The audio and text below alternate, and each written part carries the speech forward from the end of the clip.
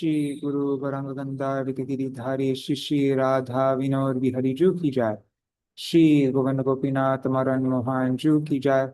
नित्याल विष्णु विष्णुपार शतर शत शिशिमार भक्ति वेदांत नारायण गोसाई महाराज श्री गुरुदेव की जय। नित्याल विष्णु विष्णुपार शतर शत शिशिमार भक्ति वेदांत वामन गोसाई महाराज की जय। नित्याल विष्णु विष्णुपार शतर शत शिशिमार भक्ति वेदांत साई महाराज श्री प्रभुपाद की जय।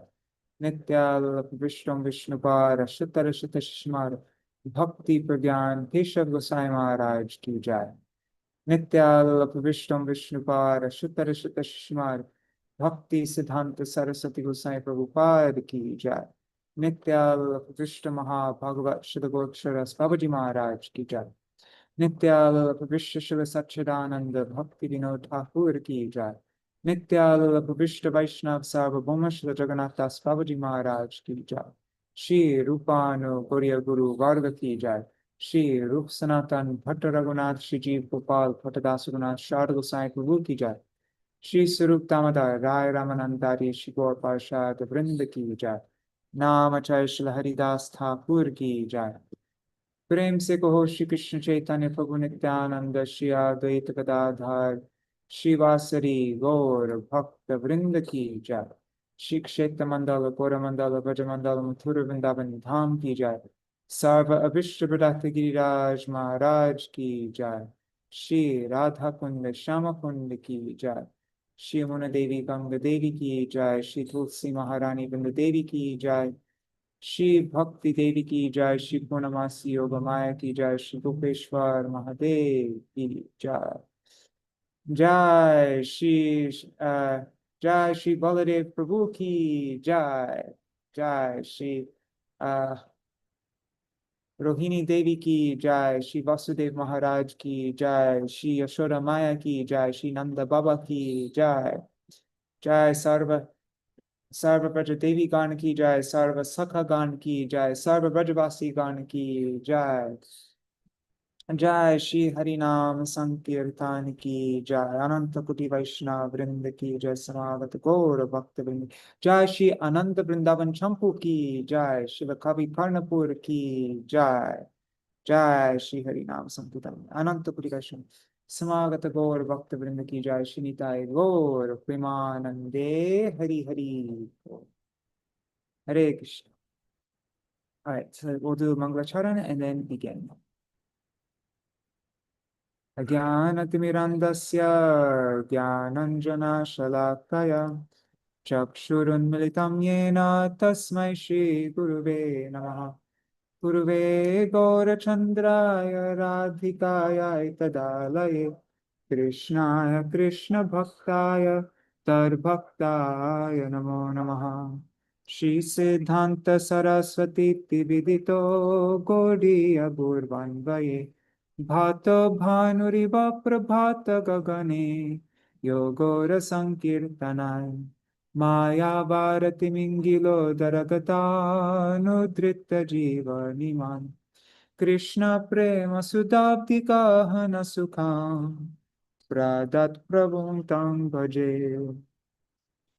वन्दे भक्ति विनोदं श्री गौरशक्ति स्वरूपकम् भक्ति शास्त्रज्ञ सम्राजं राधारस सुधानिधिं नमो भक्ति विनोदाय सच्चिदानंद नामिने गौर शक्ति स्वरूपाय रूपानुगवरायते श्री चैतन्य मनोभीष्टं स्थापितं येन भूतले स्वयं रूप कदा मह्यं ददाति स्वपदान्तिकम् वाञ्छाकल्पतरुभ्यश्च कृपा सिन्धुभ्य एव च पतितानां पावनेभ्यो वैष्णवेभ्यो नमो नमः। नमो नित्यानंद नमस्तुभ्यां प्रेमानंद प्रदायिने कलो कल्मषनाशाय जानवपतये नमः।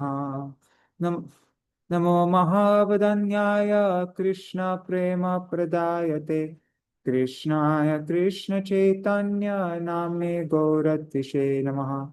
He Krishna Karuna Sindho Dinabandho Jagatpate Gopesha Gopika Kanta Radha Kanta Namostute Tapta Kanchana Gaurangi Radhe Vrindavaneshwari Vrishabhanu Sute Devi Pranamami Hari Priye Vrindayai Tulsi Devai Priyayai Keshavascha Krishna Bhakti Pradadevi Satyavatai Namo Namaha Bhaja Shri Krishna Chaitanya Prabhu Nityananda Shri Advaita Gadadhar Shivasari Gaur Bhakta Vrinda Hare Krishna Krishna Krishna Hare Hare Hare Rama Hare Rama Rama Rama Hare Hare. Let's recite the Baladev Prabhu Pranam mantra again. 1 second. Where was it?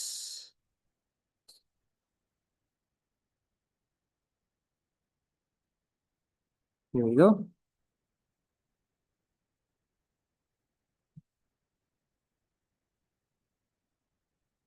Namaste Halagrama, Namaste Mushalayuda, Namaste Revati Kanta, Namaste Bhaktavatsala, Namaste Balinam Shrestha, Namaste Dharani Dhara, Pralambare Namaste Stu, Trahimam Krishna Purvajam. Jai Baladev Prabhu ki Jai. Jai Srila Kavi Karnapur ki Jai. The Ānanda Vṛndāvana Campū ki Jai. Hare Krishna. Dandavat pranams, Nri Hari Prabhu, Bhavatarani Mataji, Anadi Krishna Prabhu, Champak Mataji, Chattamai Mataji, and on YouTube and Facebook, I see Ganga Mataji, Rohini Nandan Prabhu. Nobody else wrote comments, so I don't know who else is there, but I'm guessing Indira Mataji, Raseshwari Mataji, Krishna Mai Didi, and Vidyalalasa Didi, and all the other devotees that regularly join. Dandavat pranams. Yeah, leave a comment and then I'll know who you are. And then also pranams to all devotees watching in the future, like Shachi Devi, Revati Didi, Jayadev Prabhu, Manjari Didi, Krishna Rose, and everybody else. Dandavat pranams. So the plan was to read Bhajanahasya because we do kind of need to get through that. But then I last minute decided let's read more Baladeva Prabhu kathā from Ānanda Vṛndāvana Campū, because right now my mind is extremely distracted, working on songbook stuff. I have many things going on all at once. It's really hard to keep on top of everything, and I just want to read and not have to think. I don't need any more things to think about. Okay, so what do we? Okay, yeah. Yesterday we read Rukmini Didi. She recommended, I asked anybody if they had suggestions of what to read, and Rukmini Didi recommended Ānanda Vṛndāvana Campū. And so we read, I searched the word, the keyword Bala. And I think we made it halfway through Ānanda Vṛndāvana Campū, seeing all the things with Baladev Prabhu. And we read all the way up to the killing of Pralambasura. And so we'll just continue on from that point and see what there is. I didn't look at this file beforehand, so this is all discovery. I have no idea if there's not even anything more about that much more about Baladev Prabhu. But let's find out. Let me just closing WhatsApp so that you don't read my private WhatsApp messages as they come. Okay, what am I doing? Pralamba. Hey, I just closed WhatsApp. How come the messages are still coming? I know.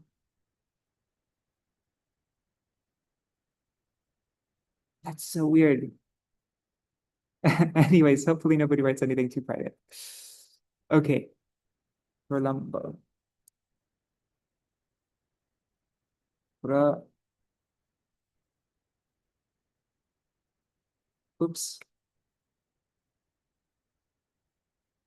Okay, so killing of Pralambasura, that's what we read yesterday. Now we're continuing from this point on. Oh my God. Sorry, I need to somehow stop these notifications. How do I do that?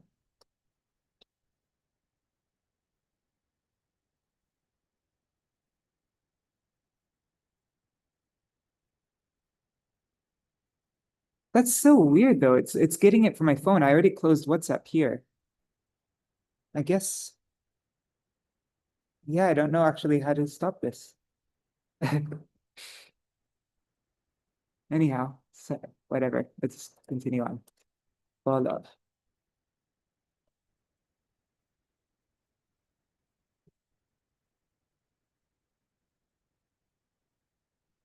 All right.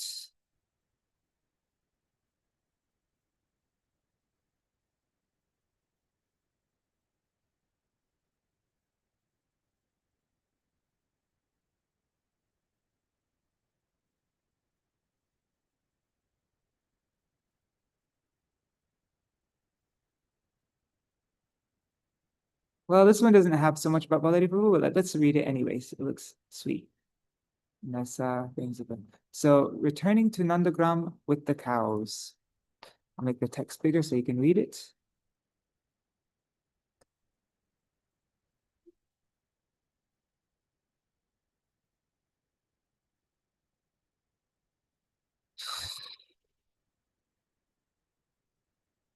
Okay.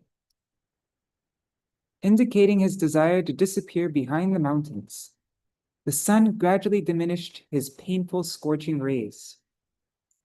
The scent of honey from the lotus flowers blossoming in the lakes refreshed the air with a sweet fragrance.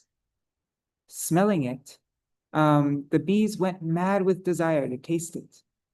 The atmosphere felt pleasant, and the ground was soothing to touch. Gathering the herds of cows, the Gopas walked along with Krishna, who played sweet, gentle tunes on his murali while driving the cows home. Bellowing happily as they moved, the cows fixed their eyes in the direction of Nandagram.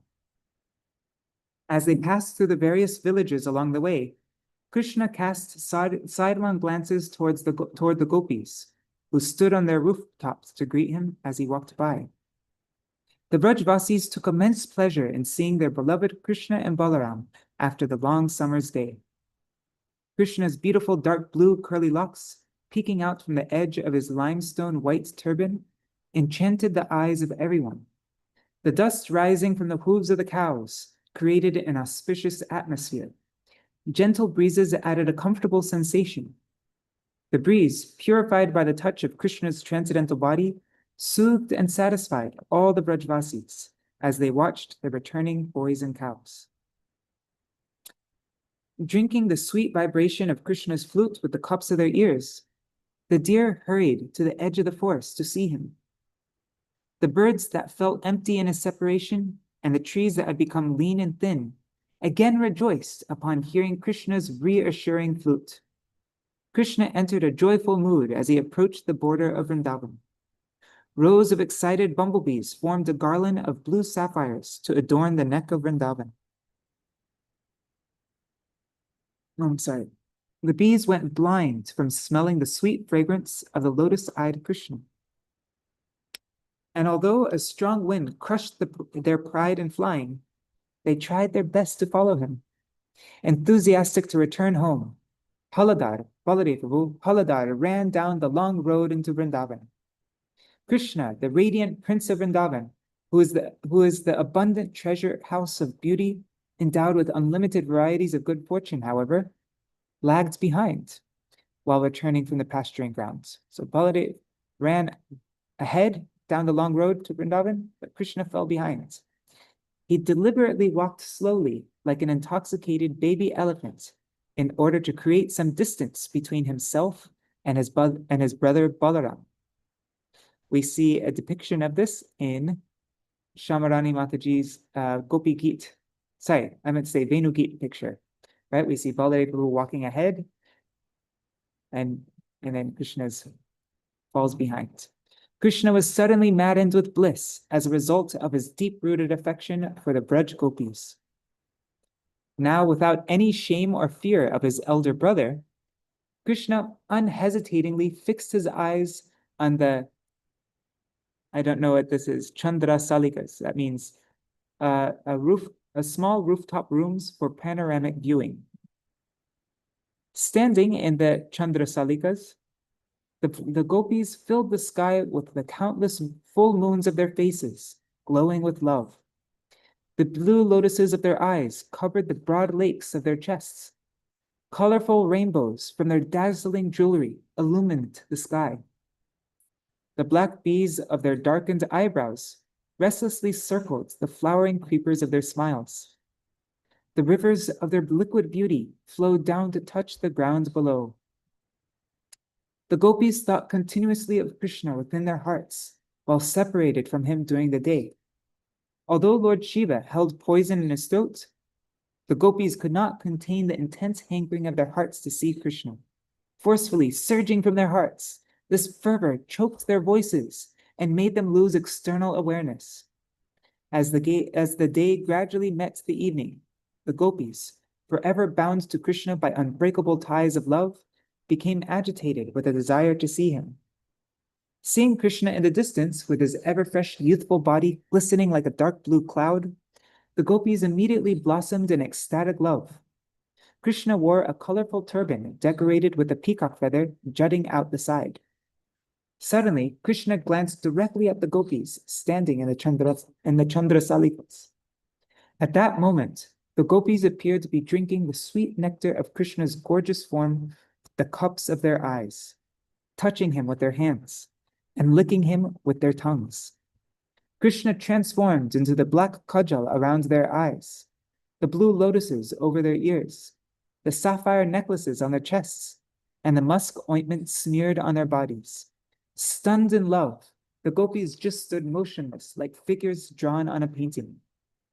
Viewing the situation, Krishna's dear friend Kusumasava said jokingly, he said, "Oh, dear friend, for many days we have not seen anything so astonishing. When you disappear in the forest like the sun sinking into the water, the gopis in the Chandrasalikas look like lotuses growing in the sky, sustaining their life in the waters of love."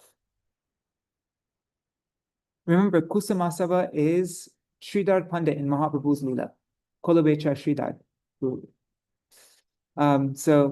Kusumasava continued. He said, let's just get he said, when you disappear in the forest like the sun sinking into the water, the gopis in the Chandrasalikas look like lotuses growing in the sky, sustaining their life in the waters of love.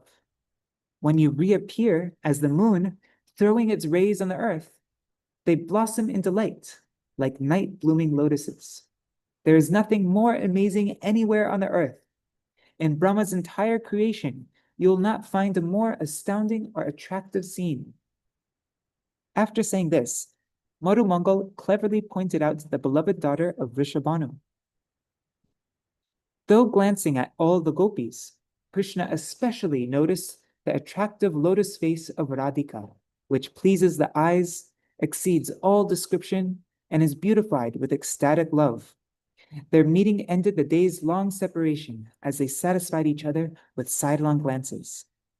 The nectar of love for each other constantly flowed in Krishna's heart and in the hearts of the gopis.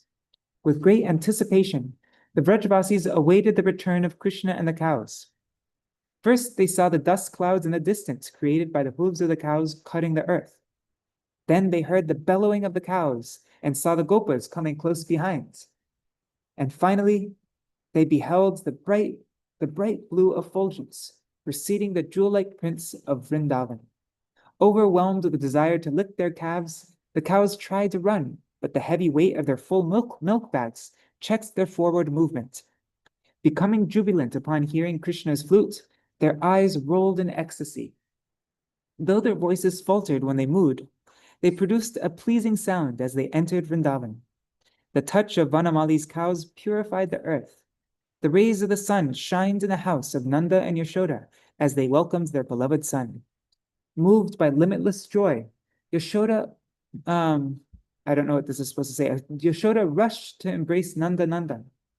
Finally seeing him after the long day of his playing in the forest, overwhelmed Yashoda with happiness and removed the pangs of separation. Rejecting all rules of formality, she took Krishna through the lion gate directly into the palace courtyard. Krishna's lips bathed in the beautiful light of his radiant teeth. The cowherd boys accompanying Krishna felt happy and pleased in heart. With great animation, they spoke excitedly to Vrajeshwari Yashoda. They said, "Oh, mother, today a demon disguised himself as one of us and tried to kidnap Haladar. But your son Balaram easily killed this malicious character. Then a terrible forest fire threatens to devour the cows, the very source of our wealth. But Krishna promised to save them and did so by performing the impossible task of destroying that fire." That's just one day going out playing with Krishna, right? So after reporting this, the boys returned to their respective homes. Due to Yashoda's deep motherly affection, milk automatically poured from her breasts as she embraced Krishna, whose body surpasses the beauty of a monsoon cloud. A festive mood pervaded the house as Yashoda led Krishna to his room. Raktak, Patrak, and other house servants, with hearts full of affection, served Krishna by bathing and dressing him. A brilliant necklace glowed on Krishna's chest. A yellow silk dhoti, as beautiful as stationary lightning, enwrapped his exquisite form. That's neat. Stationary lightning. So if the lightning didn't just flash, but it just stayed there. The sandalwood pulp on his body appeared like snow, sprinkled on the land of Vrindavan. Ridiculing the radiance of the sun, the Kaustuva gem, which is like the king of all jewels, reigned over the kingdom of Krishna's broad chest. His earrings outshone the brilliance of Venus and Jupiter. The luster of Krishna's face far surpassed the pleasing full moon in autumn. The turban resting on his head looked like an intoxicated swan. Krishna chewed on betel nuts scented with camphor to remove the fatigue of the hot summer's day. The pan represented the intoxicating mellow of the Gopas' love-filled hearts. Krishna, the best of respected persons, stole the minds of the Gopas and filled them with ecstatic sweetness of Sakya Bhav. Krishna's jewel inlaid shoes did not touch the earth as he stepped outside to walk to the Goshala. His tightly wrapped yellow dhoti moved slightly in a gentle breeze as he walked along the royal road before the lion gate. The light from its inset Chandrakanta jewels illuminated the road that had been decorated with garlands to honor Sri Krishna's return. These jewels perspired drops of cooling nectar, which in turn made the wind moist and refreshing. Everything became even more pleasing due to the nectar shower of the rising full moon. All throughout Kavi Khanapur's writing, there's all these gems of like these amazing descriptions. The jewels perspired drops of cooling nectar, which in turn made the wind moist and refreshing. Oh my God, it's like amazing. Oh, and Harivo Madhubala Didi and Vidyalala Didi and Rukmini Didi. Thanks for recommending this, Rukmini Didi. This is like really quite something. Okay. Let's see.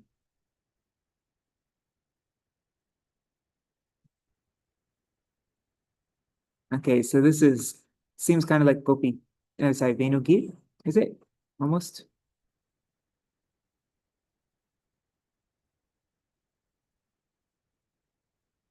Okay, just skipping through, seeing what we can find about Baladeva Prabhu.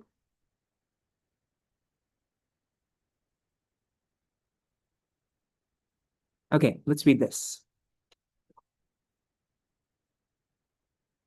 This is, what is this? This is chapter 13, favoring the wives of the Brahmins. Yagya Patnis, right? Oh, this is a bit long though. Yeah, this is super long. Let's skip this one for now and we can come back to it.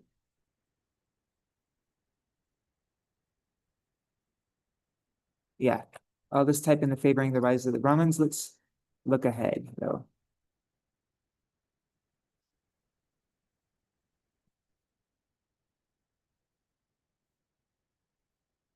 One time, though, we should read through Ānanda Vṛndāvana Campū. That would be really nice. Okay, Spring Festival of Holi.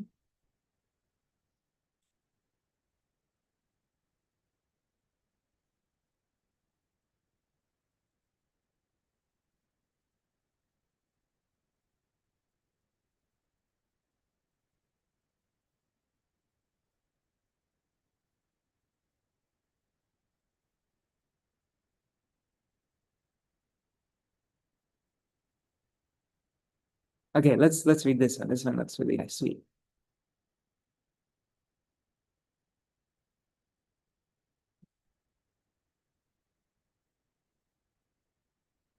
Well, actually, there isn't much about Baladev here. Anyhow, I'm gonna read it. I'm still gonna read it. Oh wait, no. Let's just read this part here. Okay, so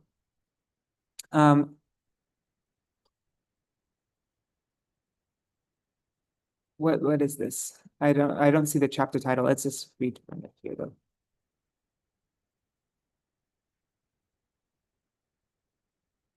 Okay.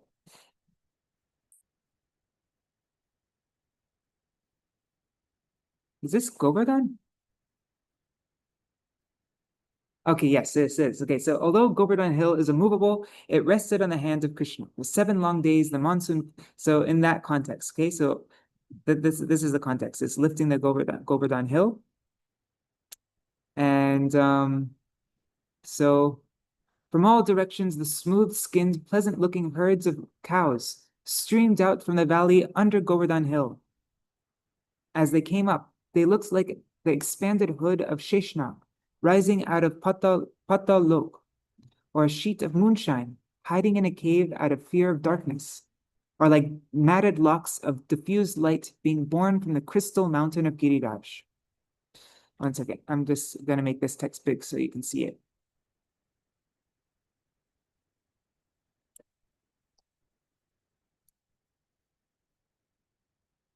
Okay.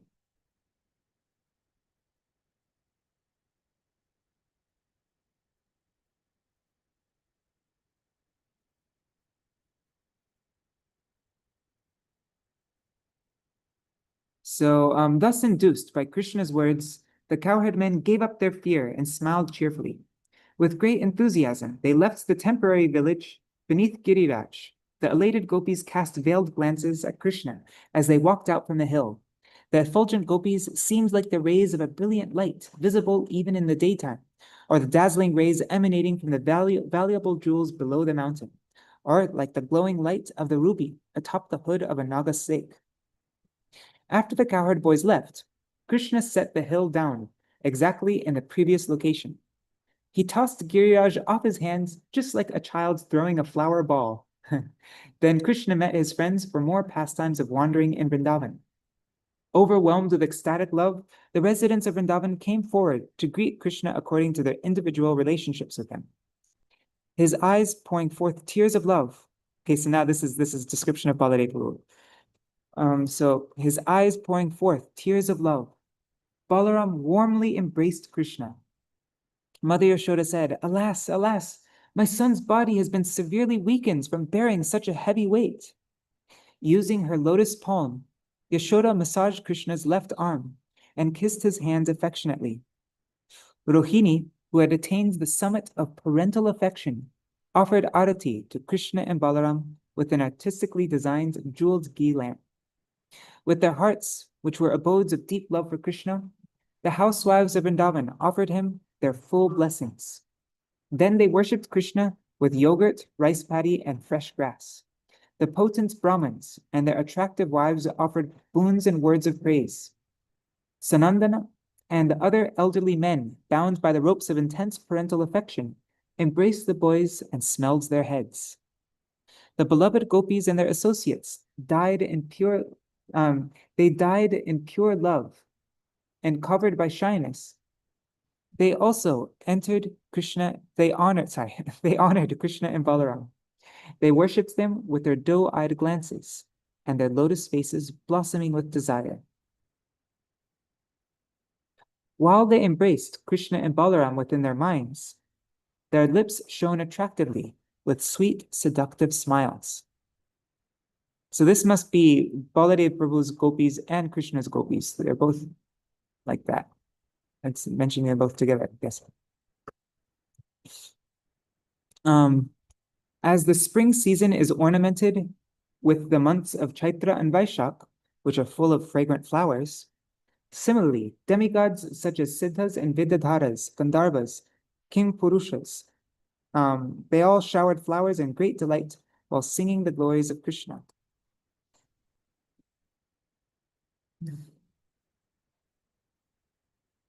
Okay, I'm going to skip those glories.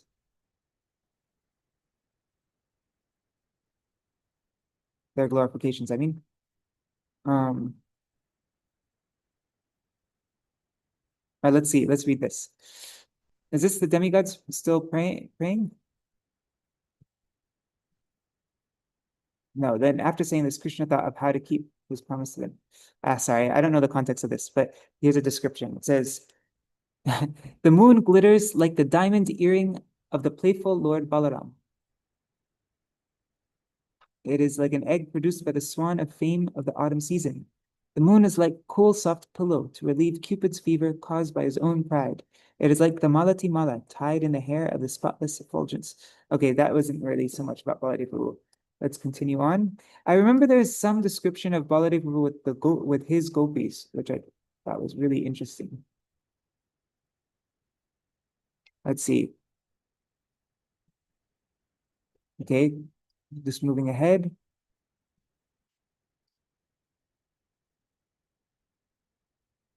I think it's this one, the pastime of stealing Krishna's flute. This is it.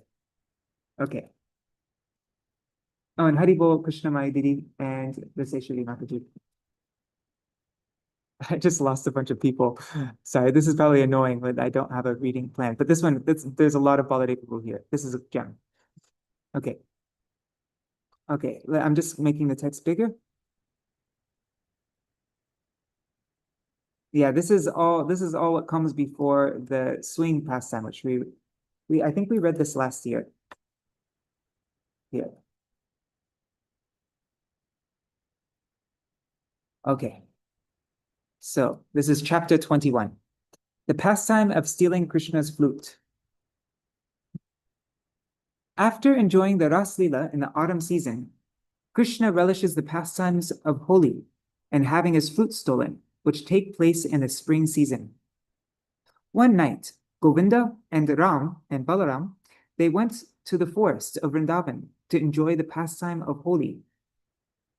We all know Holi, the festival of throwing colors, which is enacted either in the morning or the evening.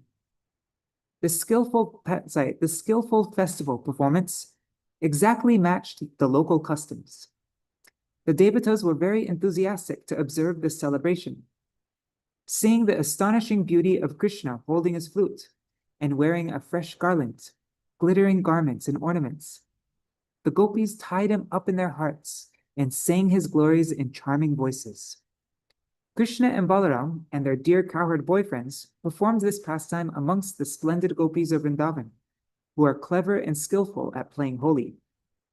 The two brothers, however, out of respect for each other's moods of love, played separately with their own groups of gopis, whose minds relished the association of their respective lovers.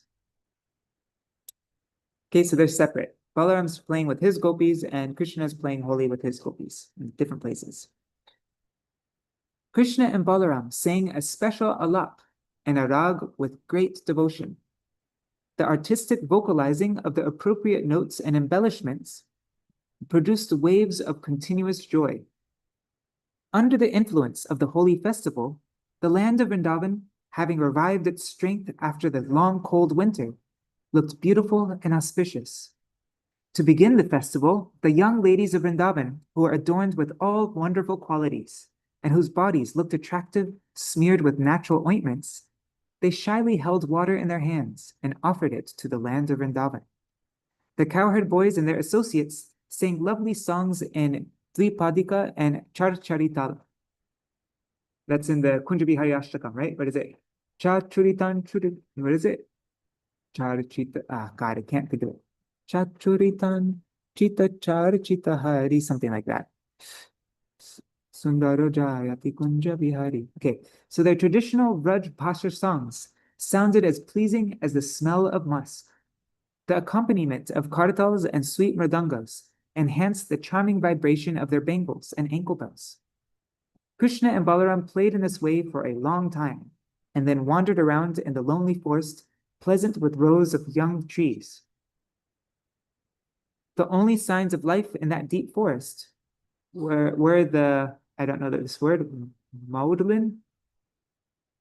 Or it could be the OCR getting, no, maudlin means sentimental, over sentimental, emotional, tearful.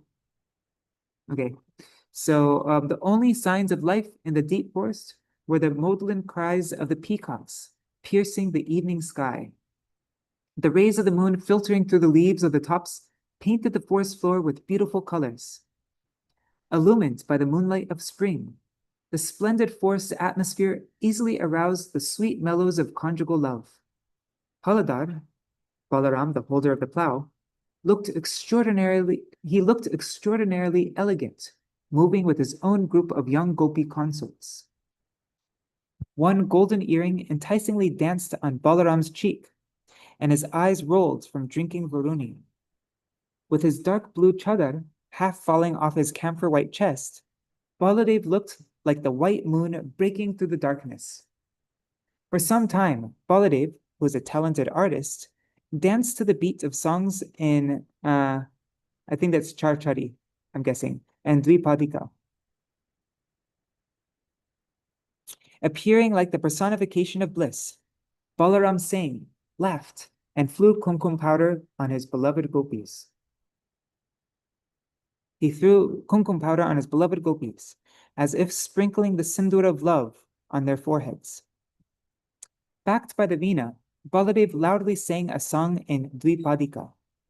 Then in a joking mood, he threw colored powders on the restless-eyed gopis. Balaram mixed with his many gopis, group leaders, and their companions in the same way that Krishna enjoys with his gopis, like Radhika, Lalita, Chandravali, Shama, and Bhadra. Krishna, meanwhile, defeated the gopis' long-standing pride of their singing skill by playing sweetly but indistinctly on his flute.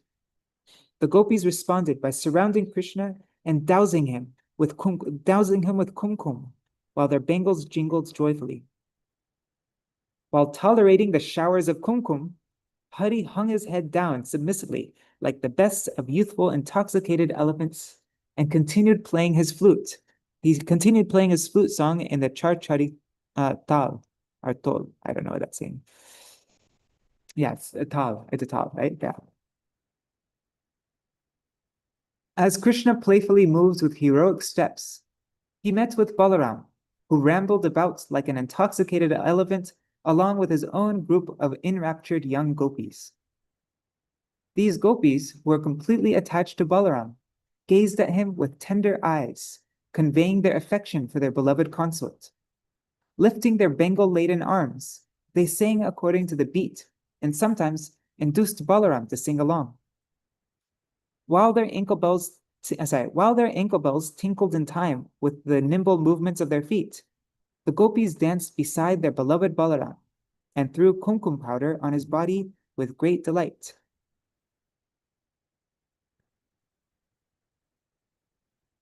So they have particular pastimes when they're separate, like more intimate pastimes, I guess.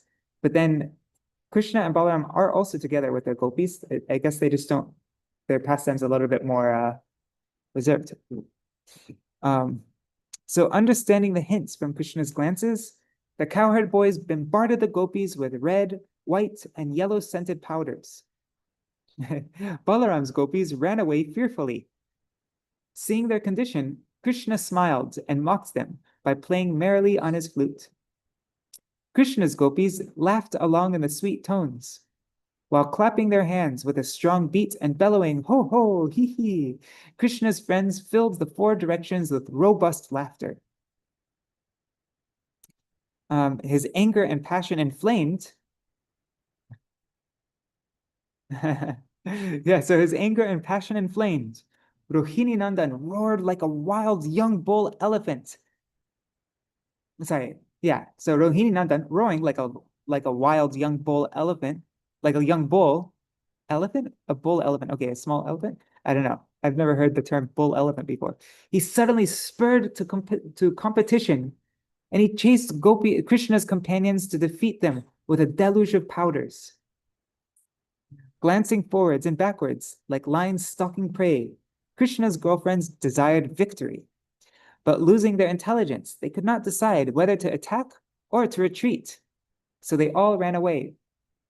When Krishna's Gopa friends counterattacked Baladev, he laughed as he squeezed them in his strong snake-like arms and covered them with colorful powders. In the pleasure of playing, Krishna's cowherd boyfriends lost all sense of awe for Baladev as they shouted at him with contorted faces. Being very strong, they managed to get free from Baladev's grip. Gathering in a group, they fearlessly retaliated with a volley of vermilion flower bombs. Though defeated, Baladev remained fearless.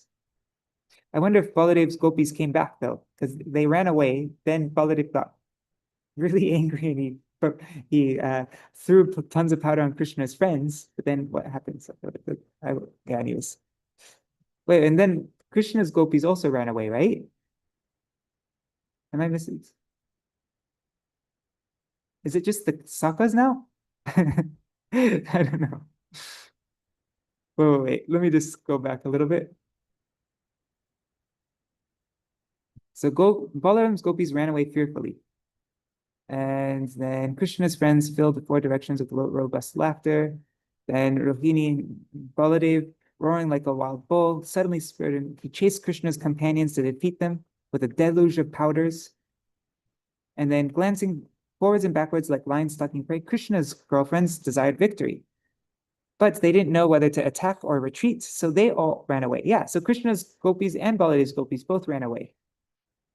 And now it's just Krishna's Gopa's friends counterattacked Baladev, and so now it's just the Sakas and Krishna and Baladev all together, huh? I guess they came back though, and maybe they didn't run away far. So Krishna, bathing everyone in the glow of his soft, sweet smile, said, "What you have done is not right. I do not like it. It is ungentlemanly to gang up on my brother who is all alone." Hearing this, all the boys calmed down. Moved by the emotions of comedy, pride, and anger, Baladev's complexion assumed a ruddy hue to appear like a diamond pillar embraced by red lotuses. The majestic form of Balaram shone like a huge crystal bud, reflecting I don't know what this is, the red jaba flower. Oh yeah, forgot who looks like a jaba flower. I can't remember, but that's yeah. Sometimes they say bimba flower, and then a jaba flower, I guess, is a different reddish color.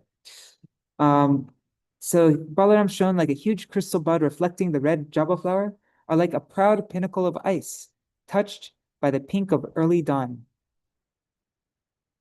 Baladev looked as elegant as a mountain of white lotuses covered by a forest of pink lotuses, inhabited by chakravarka birds.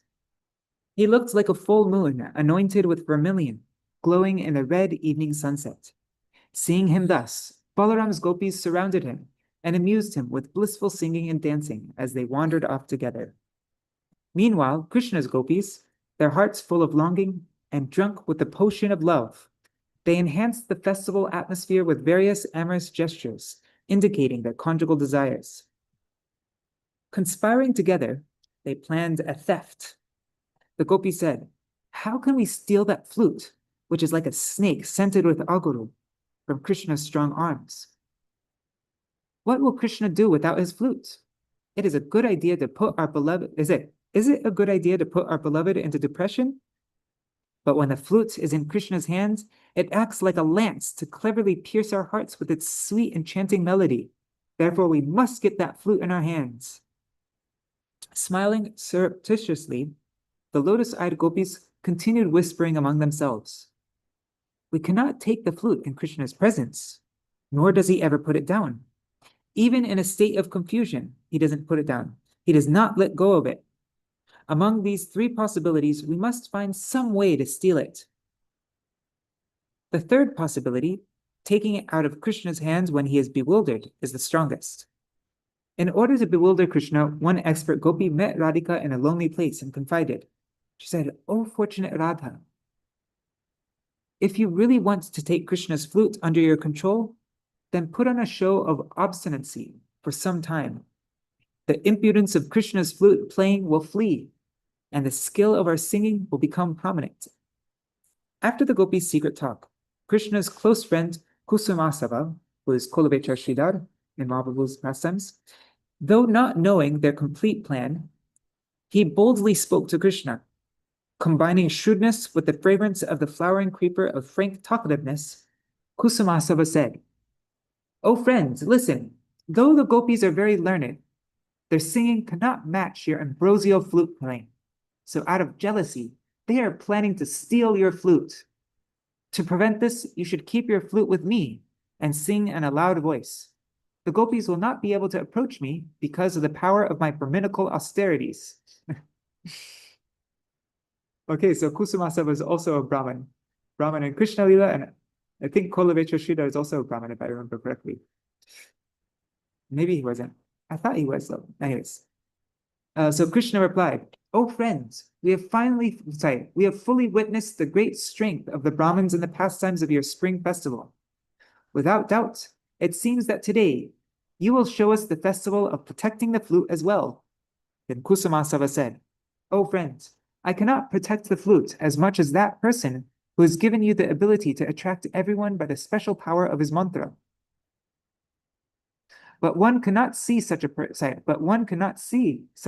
in this world. So what is the question of someone trying to take your flute? Do not mistrust a dear friend like me." Krishna said, "What will you do if the intensely frenzied gopis, due to being overpowered by bliss, just snatch the flute from your hands? How will you get it back?" Then Kusumasava replied, "I will see the power I have gained from penance."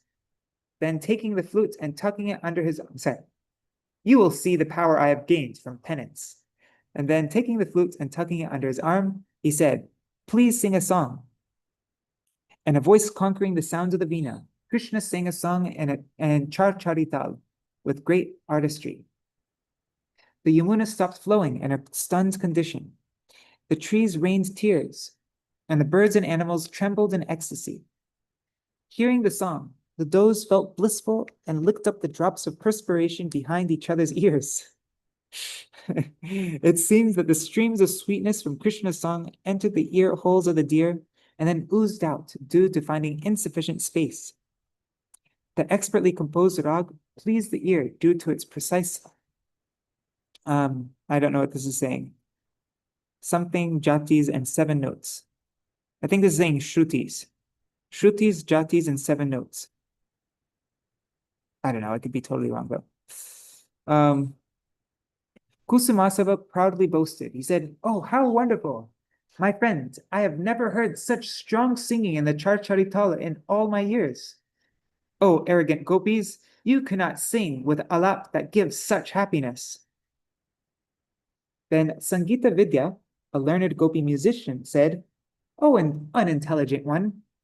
If Lalita, who is wearing a gorgeous silk sari, can sing better than Krishna, then that crooked-minded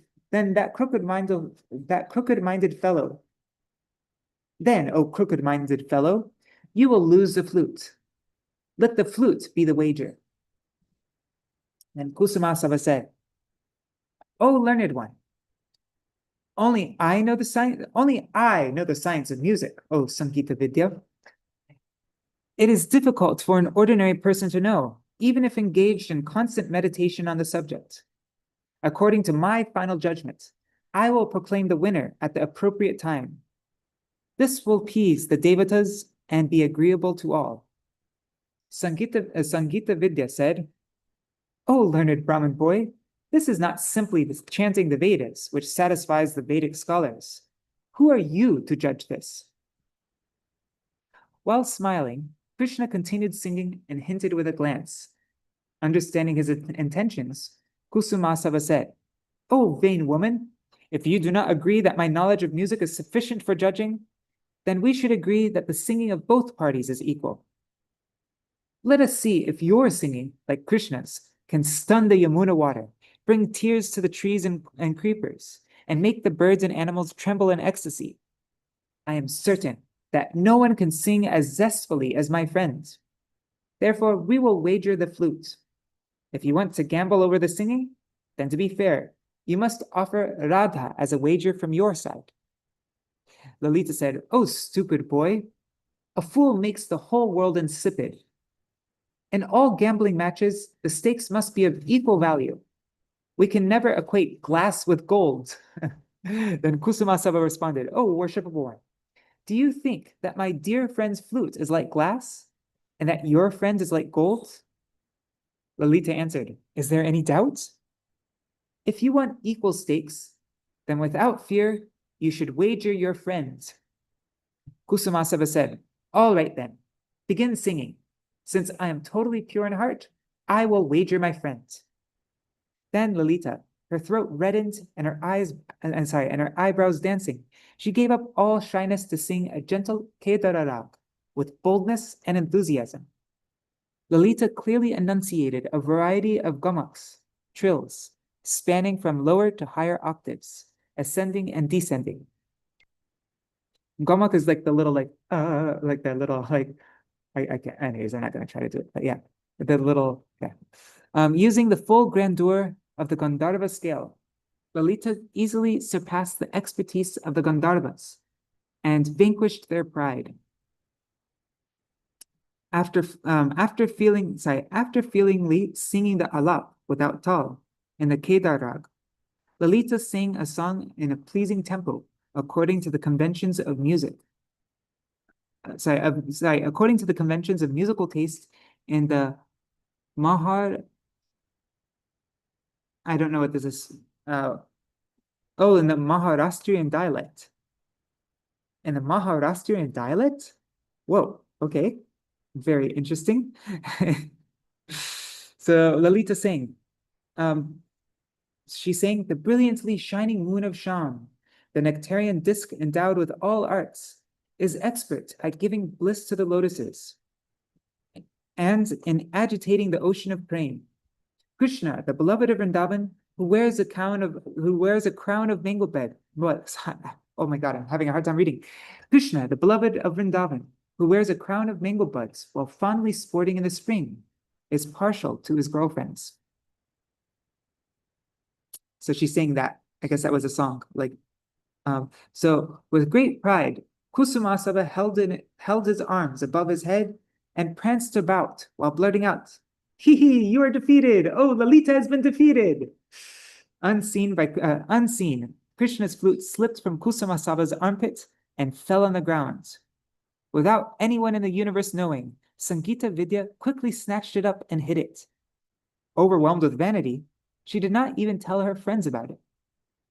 She spoke to talkative Kusumasava. She said, "Listen, why are you so happy over something that never happens? You're prancing around like a madman. Your friends with the fickle ankle bells should consider who is the actual winner."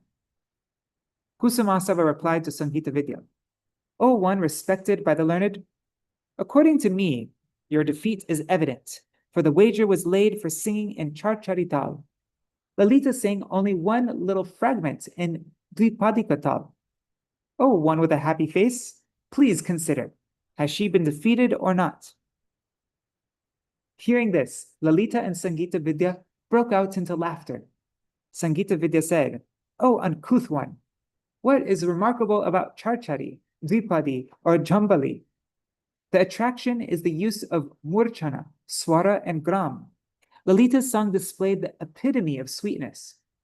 Indeed, just see, the jewel basins under the trees have melted into water due to the strong currents of her song. By its nature, this water has spread out through the bases of the trees and solidified as sitting platforms. Whoa. It is true that from your friend's song, the Yamuna looks divine. The trees of Vrindavan become conscious, and the birds and animals seem fully alive. But by our friend's song, they have all become petrified like hard rock. Therefore, we have won. Bring your friend and hand him over to us. Then Suvalsaka said, O Sangita Vidya, how is it that you have become covered with foolishness like an ignorant person? With such intelligence, can you understand music? Did it not occur to you that it is impossible for this boy to wager Krishna and give him away? It is an accepted rule that a person can wager only one who is his dependent. No one can wager and give away the Lord. Then Krishna said, Kusumasava, now you cannot command the respect of others. You have been defeated by these girls who are proud of their victory and mad with the intoxication of the festival. You will fall into an inescapable condition. Therefore, you had better give up the flutes. Otherwise, my flute will go along with you anyway. Then Kusumasava said, Oh friend, but I have won. Showing your strength, you should snatch away their dear companion. Lalita said, Unabashed you are, you hard-working ass, dullard. We have wagered on the song I sang. We have wagered on the song I sang, and the song proclaims my victory. Then Kusumasava said, Friends, greedy woman, if you speak in such an arrogant way, then take the flute which I have hid. Saying this, he looked for the flute, but could not find it. Uh-oh. Oh, friends, out of fear, the flute has run away from my armpits to some safe garden with the unbroken creepers. When he said this, everyone broke out smiling. Uh-oh. Okay, so then comes the pastime of killing Shankhachuda. Oh, but it is 8 o'clock already, so it's our time to finish. Let's see, how long is this? Oh, this isn't long at all. This is just a couple paragraphs. Let's just read this. Yeah, it's like 3 paragraphs. Okay, so killing Shankhachuda. Meanwhile, Balaram enjoyed throwing colors at his beloved gopis. At that time, a foolish demon named Shankhachuda, a lowly yaksha servant of Kubera with no sense of propriety, he brazenly tried to rob the jewels of Balaram's gopis. As if called by death, he leapt in front of them. Shankhachuda resembled a man delirious from the hot sun, leaping from a tall tree into the mirage of an oasis of cooling water produced by the rays of the sun. He appeared like a foolish grasshopper jumping into a fire while thinking it to be the effulgence of a forest of succulent herbs. He resembled a frog leaping at a snake in order to grab the jewel in its hood, or an antelope approaching a lion with the idea that his shining mane is a field of ripe grains. With the crest jewel firmly fastened to his turban, Shankhachuda raised his arm and frightened the girls. Trembling like deer, seeing a powerful wolf, the gopis cried out, "Oh Balaram, Krishna, please protect us." Before Balaram heard those painful cries, Krishna quickly stopped his holy pastimes and instantly went there. The yaksha fled in haste, but Krishna ran after him so quickly that his feet did not appear to touch the ground. Balaram, angry at the disturbance, also ran after him. Seeing heroic Krishna and Balaram in hot pursuit, the rascal hurled the dirtiest insults and discarded the jewels. He discarded the jewels, and I think that means the gopis, right? Balaram's gopis. Filled with anxiety, Shankhachuda rapidly fled for his life, as if mounted on an airplane. Displaying intense anger, the demon roared while running away, and then he started shaking from exhaustion. As Krishna chased the demon wherever he went, he looked like the king of lions running down a regal elephant, or Garuda chasing a snake, or like a hawk pursuing a crow. Sorry, my throat's getting. that best of all men, who happily pleases his surrendered servants, grabs the yaksha by his hair. Though Krishna's hand is as soft as a lotus, it becomes as hard as the back of a tortoise when he makes a fist. Using his fist, Krishna removed the wicked demon's head along with his crest jewel. It was a high quality effulgent gem of fine workmanship, pleasing to look at, and famous for its beauty. Feeling excessive delight, Krishna gave the jewel to his elder brother as his consorts looked on. And then didn't Baladeva Prabhu give it to Srimati Radhika, or he gave it to Lalita, who gave it to Srimati Radhika, something like that. But it ended up with Srimati Radhika. All right, that's our reading for today. This pastime continues on though. Now Krishna searches for the gopis. He searches the gopis for his flute. He shouldn't have trusted Kusumasabha. All right, but that's our reading for today. We're already over time. So yeah, thanks for joining the program. We'll just do a quick Mahamantra and then end. Hare Krishna, Krishna Krishna, Hare Hare, Hare Rama, Rama Rama, Hare Hare, Hare Krishna, Krishna Krishna, Hare Hare, Hare Rama, Rama Rama, Hare Hare, Hare Krishna, Krishna Krishna, Hare Hare, Hare Rama, Rama Rama, Hare Hare, Hari Bol, Hari Bol, Hari Bol, Nitai Gaur, Hari Bol, Nitai Gaur, Hari Bol, Hari Bol, Hari Bol, Nitai Gaur, Hari Bol. जय श्री सच्चिनंदन गौर हरि की जय, श्री श्री राधा विनोद बिहारी जू की जय, श्री गोविंद गोपीनाथ मरण मोहन जू की जय, जय श्री गुरुदेव की जय, श्री परम गुरुदेव की जय, श्री प्रभुपाद की जय, श्री रूपानु गौरिय गुरु वर्ग की जय, स्वपाशा श्री गौर नित्यानंद प्रभु की जय, श्री राधा कृष्ण गोप गोपीगान की जय, श्री गिरिराज महाराज की जय, श्री तुलसी महारानी वृंद देवी की जय, श्री भक्ति देवी की जय, श्री पूर्णमासी योगमाया की जय, श्री गोपेश्वर महादेव की जय, जय श्री बलदेव प्रभु की जय, जय दाव भाया की जय, जय श्री कृष्ण चंद्र की जय, सर्व ब्रजवासी गान की जय, सर्व व्रज देवी गान की जय, सर्व सख गान की जय, जय श्री हरि नाम संकीर्तन की जय, अनंत कोटि वैष्णव, जय श्री आनंद वृंदावन चंपू की जय, श्री कवि कर्णपुर की जय, अनंत कोटि वैष्णव, श्री हरि नाम संकीर्तन की जय, अनंत कोटि वैष्णव वृंद की जय, समागत गौर भक्त वृंद की जय, श्रीनिताय गौर प्रेमानंदे हरि हरि बोल। वृंदाय तुलसी देवाय प्रियाय केशवश्च कृष्ण भक्ति प्रददेवी सत्यवताय नमो नमः वंशकल्पतरुभ्यश्च कृपा सिन्धुभ्यैव च पतितानां पावनेभ्यो वैष्णवेभ्यो नमो नमः। धन्यवाद प्रणाम श्री हरि प्रभु भवतारिणी माता जी, चंपक माता जी, सर्वेश्वरी माता जी, Gopal Ghanasham Prabhu, Anadi Krishna Prabhu, and on YouTube and Facebook I see Ganga Mataji, Rohini Nandan Prabhu, Madhupala Didi, Vidyalalasa Didi, Rukmini Didi, Krishna Maya Didi, Raseshwari Mataji, I'm guessing Indira Mataji is there, and all the other devotees who regularly join. If you write a comment, I'll see your name. Dandavat pranams, and also pranams to all devotees watching in the future, like Shachi Devi, Revati Didi, Jaidev Prabhu, Manjari Didi, Krishna Rose, everybody else. Dandavat pranams. Thanks so much for joining, and I'll see you all tomorrow. I think tomorrow we'll finally start Bhajana Hasya, and we can finish reading about this flute pastime. We can see what happens. How does Krishna find his flute? So we'll read that short section, and then we will continue with Bhajana Hasya. All right, Dandavat pranams. See you all tomorrow. Hari Bol. Is there anything anybody wants to mention before I end our reading, the session? Okay.